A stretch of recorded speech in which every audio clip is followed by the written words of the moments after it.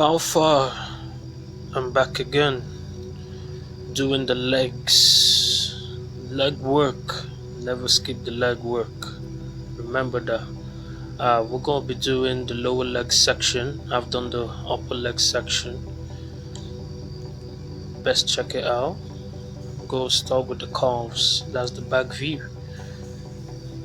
3D model is gonna look like that, like a basic cylindrical looking cone shape. So we basically got three muscles that represent, the calves, and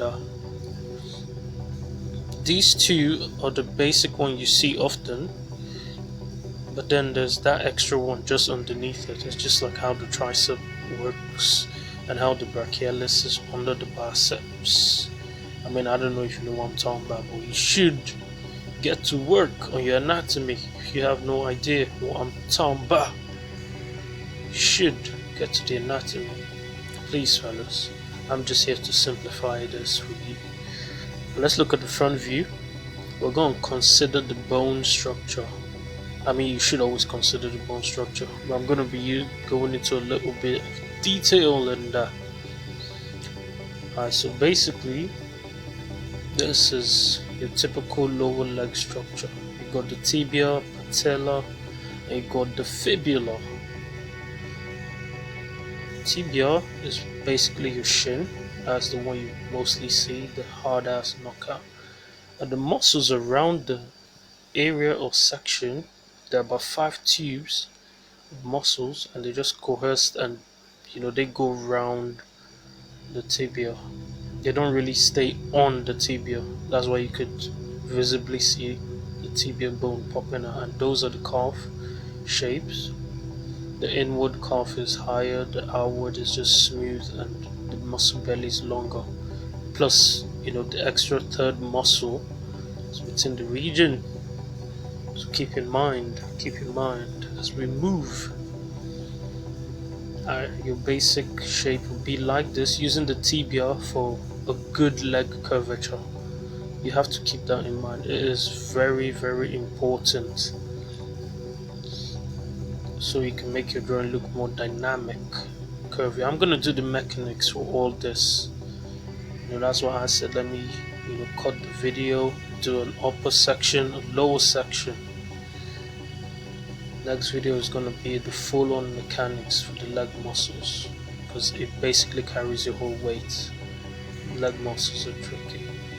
The feet and the toes, we're gonna start with the ankle area where the tibia smacks in.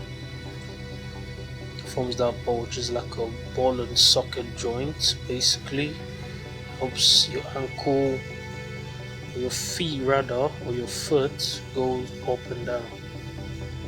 Literally. We're gonna have the heel. Got I'm gonna call this the inner arc. Very high arc, very, very high compared to the other side of your foot, and helps to equate the balance. And obviously the big toe is actually pointed outwards. I'll go into detail about how they point out and in. This is the other side. You have a little arc, and this other side, it's not too high. Shout out to the flat feet brothers and sisters. So you need to keep in mind, not everyone got the same kind of foot. Some people can cause earthquakes, and you don't want to have people like that stepping on your new shoes or something. Let's use a footprint to show you what that looks like. So you got the inner arc, you got the outer side. Similar to the hands, to be honest. Very similar to the hands. But the toe, like I said, is similar. So it has two major bones for the big toe. As you can see, it's separated from the others, just like your hands. And the rest go about 3 bony structures. and it follows that symmetrical curve. Is just look at your hand and try and link it out. The ankles are at an angle. Damn, almost had me there, almost. But you see that? To make it fluid, it can't be a straight ass looking foot. It has a lot of, there's a zigzag flow. The arch makes the toe section curves in and the outer side go out. So you gotta show the bony landmark to indicate that. Go do this from a 3/4 view, show you what we're talking about. See that? So the round arc, the other. Make sure you cover your anatomy, fellas. Make sure you have to do that. See the toes? Out of the four separated ones, the three was it the three in ones, they're mostly like a staircase, and the pink is just it's just flat. The big toe has a more white looking. I'd say let's just say it's more white looking.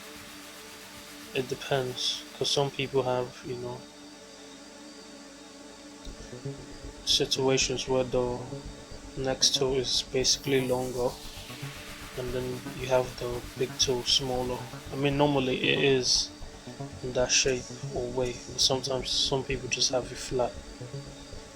So just showing you the basics. I'm still gonna repeat all of this in my next video when we're doing the mechanics to sort the feet. Just gonna give you a little sneak peek kind of things we're gonna be doing. Yeah, this could actually look way better than this. I don't even want to. But don't do this if you're drawing from a worm's eye view. You have to be careful the angle you want to pull out the feet from, or the foot from. See that? It looks like what you want it to look like, but it's not completely, it's wrong. It should have like a, how do you call it? It's like basically a shoe, I've actually forgotten the name for it. Well, that's it, fellas. Like, comment, subscribe.